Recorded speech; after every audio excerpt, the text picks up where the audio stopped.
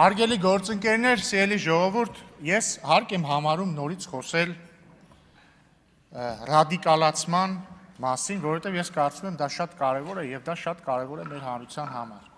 Նախ ես ուզում եմ ներողություն խնդրել մեր ժողովրդից, որ իրանք ըստ երևույթին արդեն 10 օր, 10 օրից կեսը լսում են խոսակցություններ մարդկանց մասին, բայց ուզում եմ նաև բացատրել ինչի է այդպես, որովհետև մենք քննարկում ենք մարդկանց, այսինքն մենք ընտրում ենք տեխնացուների, սկզբից ինձ, հետո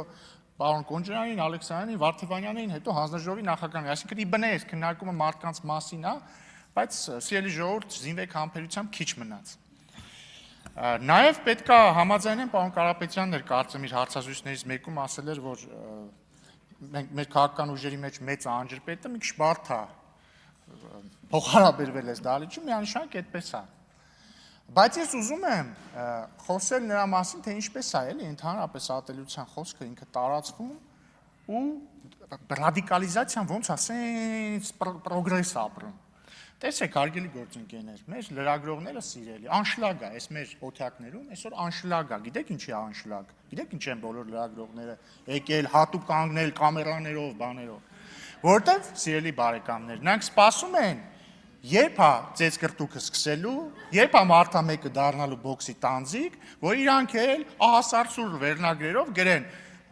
ազգային ժողովում նորից ծեծկրտուկ է, նորից վիրավորում են իրար։ Ասեմ ավելին, այս սկզբի մի քանի օրը, երբ որ լրիվ հանգիստ իրավիճակ էր, նայում եմ մի քանի սիրելի լրատվամիջոց կա, ասենք երկու հոգի իրար հետ հանգիստ խոսում են, գրած է սկանդալ ազգային ժողովում։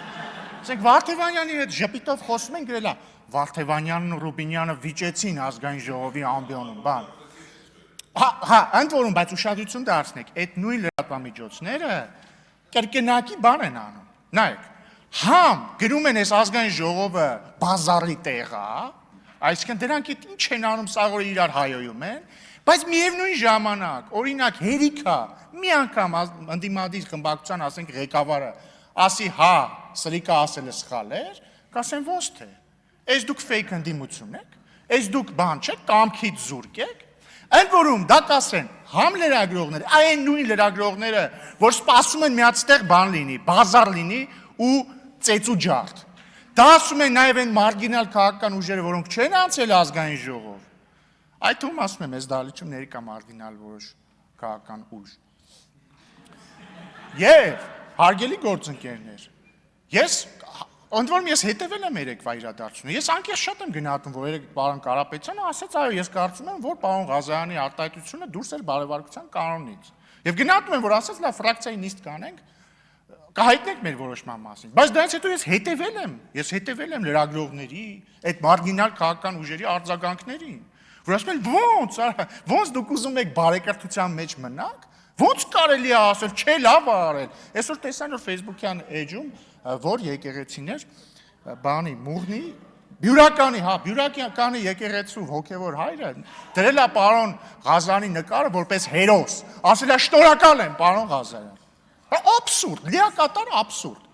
Բայց հարգելի գործընկերներ, ես իհարկե հասկանում եմ, ասում եմ բոլոր քաղաքական ուժերը ունեն ընտրողներ, որոնք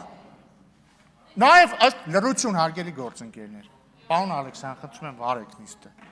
Հարգելի գործընկերներ, բոլոր քաղաքական ուժերներ ունեն իրանց ընտրողների ցանկությունները եւ բնականաբար մեր ժողովրդի տարբեր հատվածներ չեն սիրում տարբեր քաղաքական ուժերի։ Այդ թվում քարոզարշավի ժամանակ էլ գագաթնակետին է դա հասնում, նորմալ է դա։ Բայց ներողություն խնդրելը վիրավորանքի համար ամենևին թուլություն չի, հարգելի գործընկերներ, բացարձակ թուլություն չի։ Հակառակը դա գիտակցում է, որ մեր ժողովրդի ռադիկալիզացիայի, նկատի ունեմ միմյանց հանդեպ ռադիկալիզացիայի շղթան պետք է կոտրել, այդ շղթան պետք է կոտրել։ Պարոն Վարդևանյանը ամենևին իմ երազանքների ազգային ժողովի փոխնախագահը չի։ Իմ երազանքների ազգային ժողովի փոխնախագահները Ալեքսանյանն ու Կոնջրանյանն են։ Մեկ էլ ես անցած գումարման ժամանակ։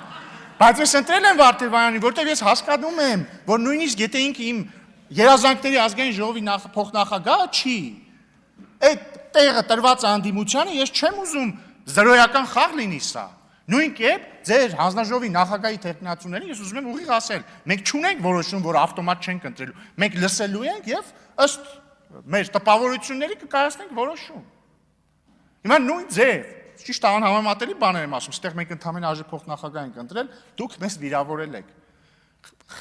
որևէ թուլություն չկա ասելու մեջ, Ժորժ ջան, կներեք։ Վերջ, այդքան բան, դա ձեզ չի դարձնում, չգիտեմ,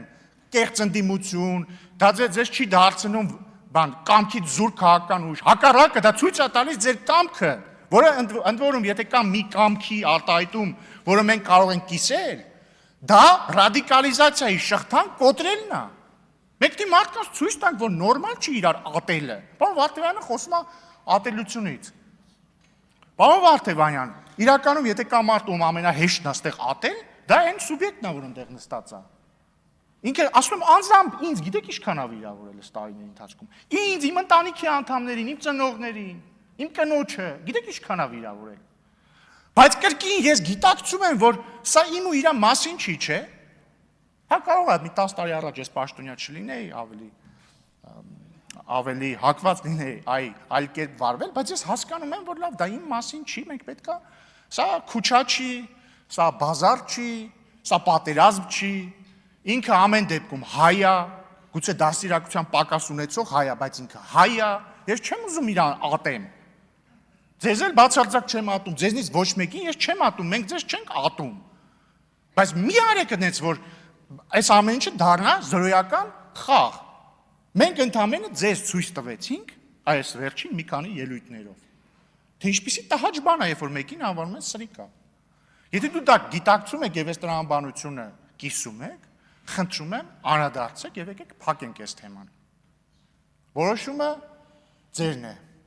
Ինչ վերաբերում է տնտեսական ցուցանիշներին, հարգելի գործընկերներ,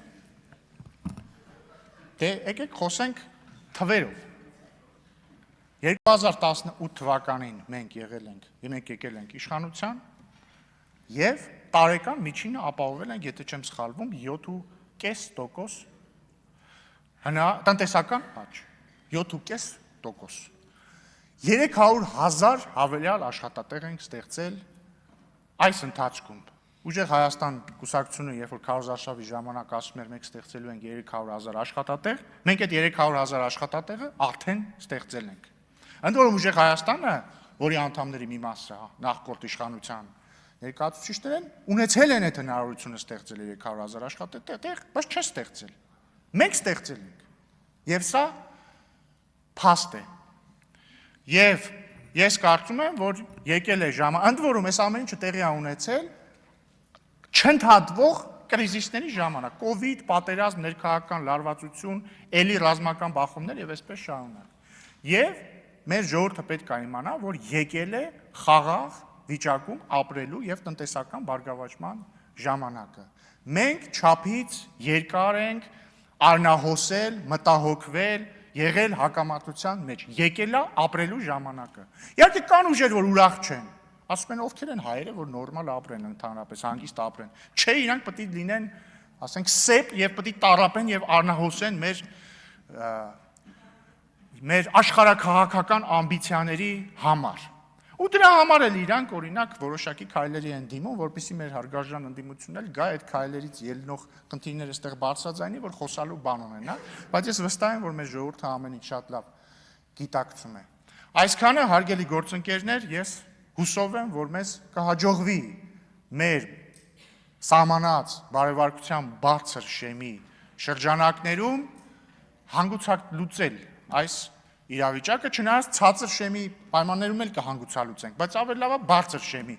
պայմաններում հանգուցալուծենք, եւ ես առաջարկում եմ այսօր տխրեցնել մեր սիրելի լրագրողներին եւ նրանց ընդհանրապես նյութ չտալ, չնայած իրենք ձևը կգտնեն մի վերնագիր հիմա կգրեմ։ Սիրելի լրագրողներ, սիրում եմ ձեզ։